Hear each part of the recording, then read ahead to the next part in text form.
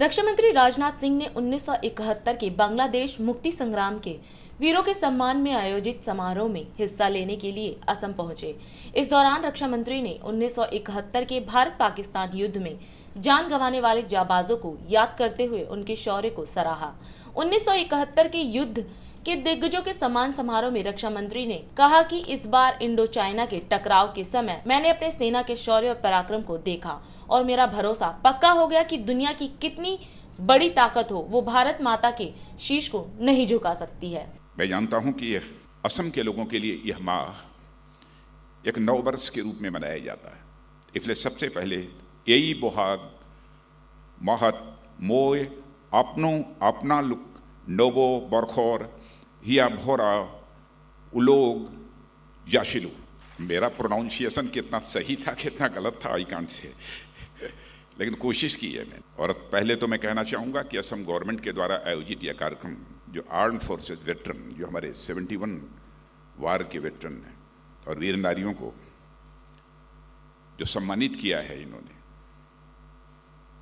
सचमुच मैं कहना चाहता हूं कि यह मेरे दिल को छू गया है। और यह केवल 71 के वार के वेटरन्स का ही सम्मान नहीं है, बल्कि मैं मानता हूं कि हमारे हिंदुस्तान में आज जितने भी वार वेटरन्स हैं,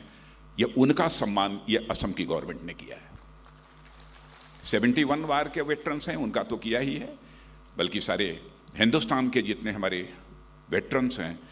उन सभी के प्रति उन्होंने यह सम्मान व्यक्त किया है। प्रतिवर्ष हम लोग जनवरी के महीने में वेटरन्स डे मनाते हैं, लेकिन कोविड के संकट के कारण इस बार जनवरी के महीने का भी यह वेटरन डे का कार्यक्रम स्थगित करना पड़ा है। कार्यक्रम निर्धारित था, लेकिन फिर भी कोविड के कारण उसे स्थगित करना पड़ा। और इसे मैं संयोग मानता हूं कि असम सरकार ने, यहाँ के चीफ मिनिस्टर श्री हिमंत बिश्व शर्मा ने अप्रैल के महीने में ही यह जो कार्यक्रम आयोजित किया है 71 वार के वेटरन्स के लिए, तो मैं यह मानता हूं इस साल यदि वार वेटरन्स का कार्यक्रम नहीं हो पाया है तो इस असम गवर्नमेंट ने 71 वार के वेटरन्स का कार्यक्रम आयोजित करके उन्होंने एक प्रकार से सभी देश के वेटरन्स हैं उनके प्रति अपने सम्मान की अभिव्यक्ति की है। जब मुझे उन्होंने इस कार्यक्रम के लिए बुलाया, पहले मुझे लगा तो वार वेटरन्स के कार्यक्रम में तो मैं जाता ही रहता हूं, और सामान्यतः वार वेटरन्स के जब भी कार्यक्रम होते हैं अथवा हमारे वेटरन्स के कोई कार्यक्रम होते हैं, सामान्यतः मैं उसे कैंसिल नहीं करता हूं।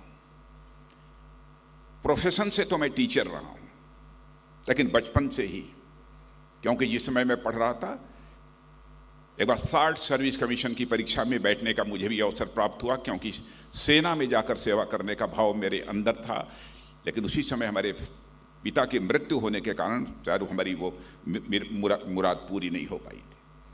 इसलिए सेना के प्रति और सैनिकों के प्रति स्वाभाविक रूप से मेरे मन के अंदर एक भाव रहता है, सम्मान का भाव रहता है। और केवल मेरे मन के अंदर रहता हो ऐसा नहीं है, मैं मानता हूं कि हर भारतवासी के मन में रहता है। और मित्रों, मैं यह कहना चाहता हूं, पिछले लगभग 3 वर्षों से रक्षा मंत्री के रूप में मैं अपनी जिम्मेदारी का निर्वाह कर रहा हूं, और प्रत्यक्ष इस बार जो इंडो चाइना स्टैंड ऑफ रहा है, इंडो चाइना की जो कन्फ्लिक्ट रही है, उसमें अपने सेना के जवानों की शौर्य और पराक्रम को मैंने देखा है। और मेरा यह भरोसा पक्का हुआ है कि दुनिया की कितनी भी बड़ी क्यों न ताकत हो, हमारी भारत माता का मस्तक दुनिया की कोई ताकत झुका नहीं सकती।